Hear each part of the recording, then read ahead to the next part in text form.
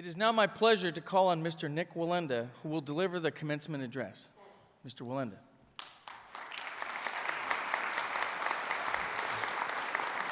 Good morning. It's a privilege to stand here today and share this stage with all of you and honor your amazing achievements as well.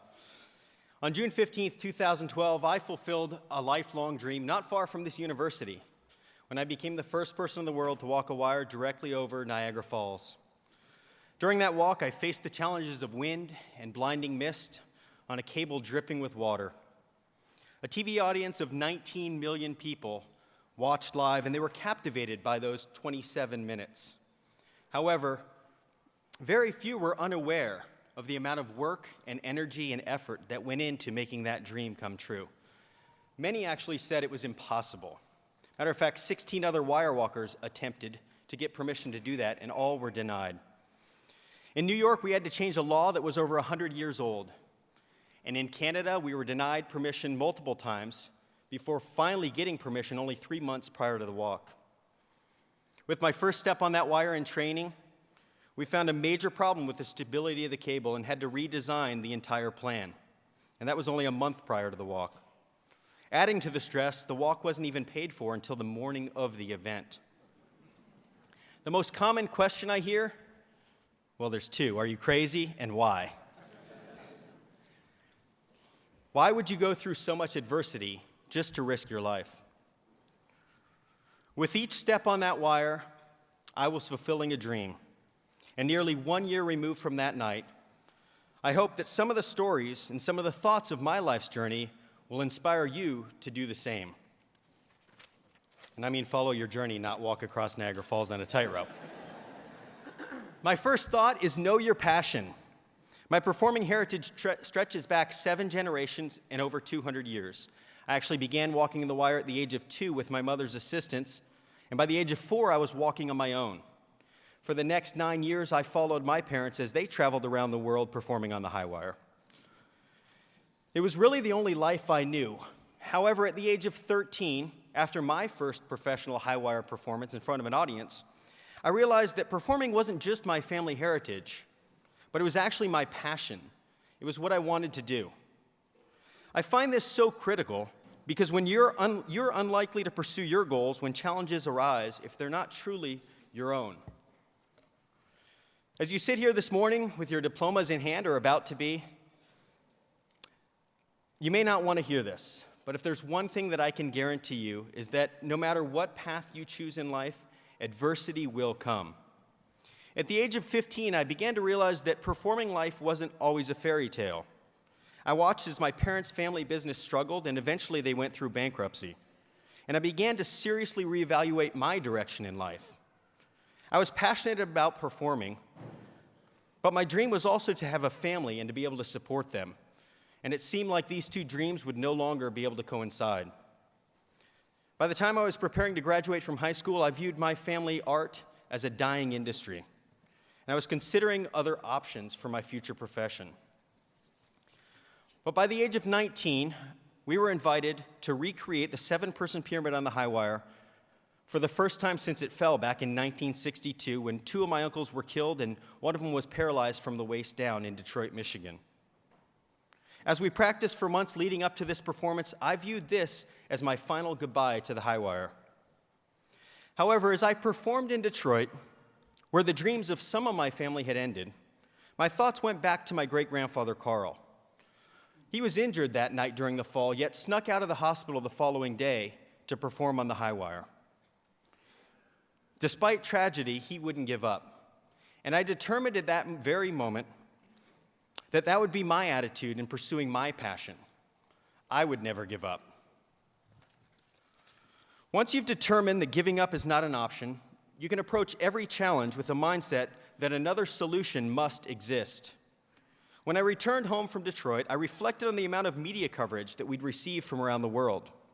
And I began to realize that if the Wallendas could draw this much attention, the industry wasn't dying, but in fact it was just changing. If I wanted to succeed, I'd need a new business model, I'd need to seek new markets, and I'd have to step out from merely performing and into more of a leadership role of my own.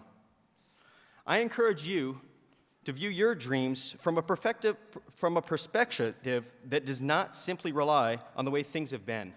Set yourself apart from others and establish your own brand.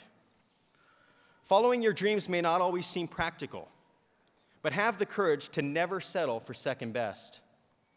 As I started to develop a new business model and prepared to establish my own company, performing opportunities were still scarce. By this time, I was married with 2 children, and in order to make ends meet, I had to take a job as a manager in a restaurant. Shortly thereafter, I was faced with a critical decision when I was offered opportunities of future ownership of the restaurants. I knew that I could be successful and support my family if I stayed there. I could have easily settled for what seemed practical. But thankfully, I'm blessed with a beautiful wife that shares my passion for performing. And together, we decided to continue to pursue our dreams of having a successful entertainment company. I continued working in the restaurant while I pursued every opportunity to secure our next contract. And after 1 year, we were invited to perform in Japan. I saw this as my opportunity to start building my own brand. So I proposed that we step beyond the 7-person pyramid and create a world record 4-layer, 8-person pyramid on the wire. I also planned a different artistic style than my family would have traditionally used, including modern music, lighting, and costumes. Although I met a lot of resistance from my family to many of the changes, I pushed forward. And towards the end of our 1-month stay in Japan, we broke our first world record. Whether success or setback, the process of pursuing dreams develops the traits necessary to obtain them. For the next 5 years, we produced thrill shows in amusement parks throughout the world. And in 2006, me and my wife were invited to headline on Ringling Brothers' Barnum & Bailey Circus for a 2-year run. Towards the end of 2008, I set my first personal world record for the highest and longest distance on a bicycle on a highwire, which was covered live on the Today Show. In 2009, I began filming my own reality TV series where I broke 3 more world records. And for the final episode, I recreated the walk that had taken the life of my great-grandfather back in 1978 in San Juan, Puerto Rico. My career was advancing during this stretch, but I also experienced setbacks. While touring with Ringling, I'd set my mind on walking across the Grand Canyon. And after securing the location and even purchasing the cable, the required funding was pulled. After I'd spent 6 months filming a TV series, it was canceled after the first episode. I remember several conversations with my managers and friends expressing my frustration that my vision for my future seemed so close, yet remained so elusive. However, as I look back now, I recognize that these years were preparing me to achieve my dream. It wasn't wasted time. My marriage and family were being strengthened. My faith was being tested, yet growing. But perhaps more importantly, that never give up mantra was becoming ingrained in my character. To sacrifice my family, my faith, or who I am to further my career would have left my dream empty. Stories of lives ruined by quick success are far too common. The journey from a highwire platform at the age of 13 to the finishing platform at Niagara Falls revealed to me that with success, I wanted people to view Nik Wallenda as an ordinary guy with a very unordinary profession. This morning, I shared so much of my story with you, not to impress you, but in hopes of encouraging you. Last year, as I completed my walk over Niagara Falls, I realized the fulfillment of more than just the dream of that one wire walk, but of a career that I'd pursued for so long. Settle in your mind at this very moment that you will never give up in the pursuit of your dreams. Allow both triumph and adversity along the way build you as a person, and seek out what will make you unique and set you apart from everyone else. On June 23rd of this year, I'll step out on a wire and I'll view the Grand Canyon from a vantage point that no one in the world ever has before. From what vantage point do you hope to one day view your life? Don't settle for second best, pursue your dreams, and never give up.